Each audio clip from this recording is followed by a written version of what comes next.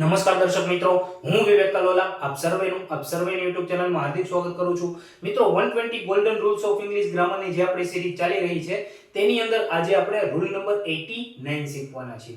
બરાબર છે મિત્રો? હવે આ રૂલ શેના વિશે છે? બરાબર છે મિત્રો? તો કે આ રૂલ છે એ આપણો ડાયરેક્ટ ટુ ઇનડાયરેક્ટ સ્પીચ વિશે છે. બરાબર છે? અને પાર્ટ 2 અહીં મેં લખેલું છે. તો આ નિયમ શું કહે છે મિત્રો?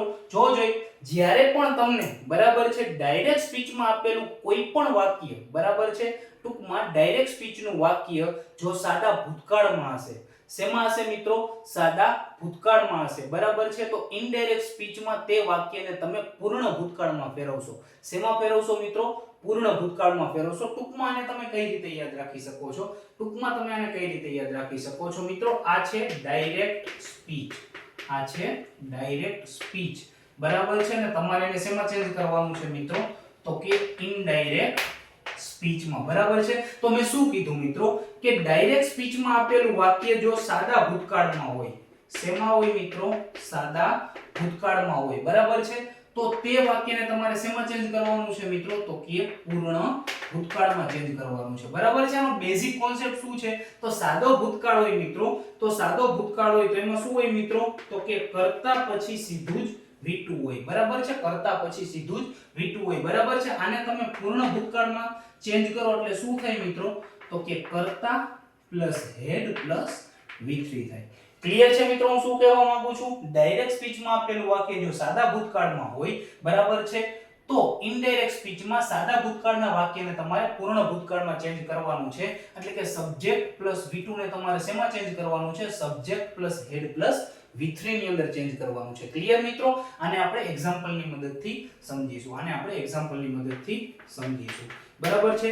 માની લ્યો કે મેં અહીં કીધું કે રવિ said Rahul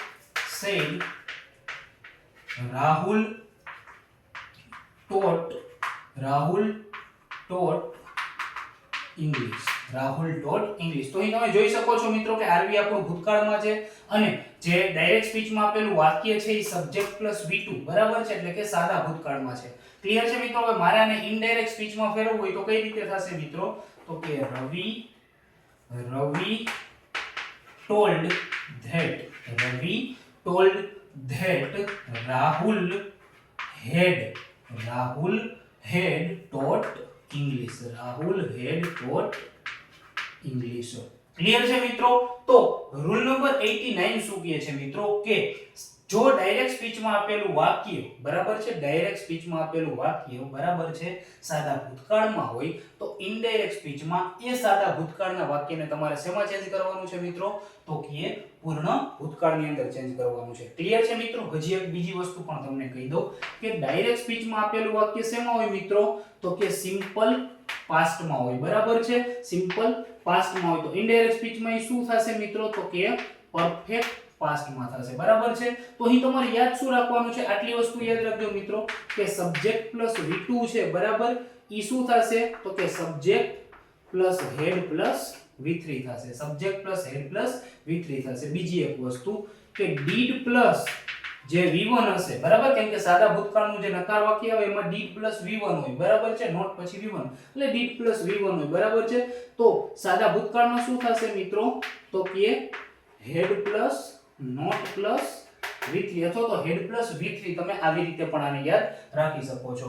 ટૂંકમાં ડાયરેક્ટ સ્પીચમાં આપેલું વાક્ય જો સાદા ભૂતકાળનું હોય તો ઇનડાયરેક્ટ સ્પીચમાં તમારે એને પૂર્ણ ભૂતકાળમાં ચેન્જ કરવાનું છે. ક્લિયર છે મિત્રો? હવે અહીં પણ એક પ્રશ્ન થતો હશે કે સાહેબ અહીંયા સેડનું ટોલ્ડ કરી નાખે છે. બરાબર છે? તો આના વિશેની માહિતી પણ હું તમને આપણા જે 120 ગોલ્ડન રૂલ્સ છે એની અંદર જ આપવાનો છો, તો ધીરજ રાખજો. બરાબર છે મિત્રો? તો આ હતો આપણો રૂલ નંબર 89. જલ્દી જ મળીશું આપણે રૂલ નંબર 90 સાથે. ત્યાં સુધી જય હિન્દ, જય Bharat, take care, good bye, thank you so much.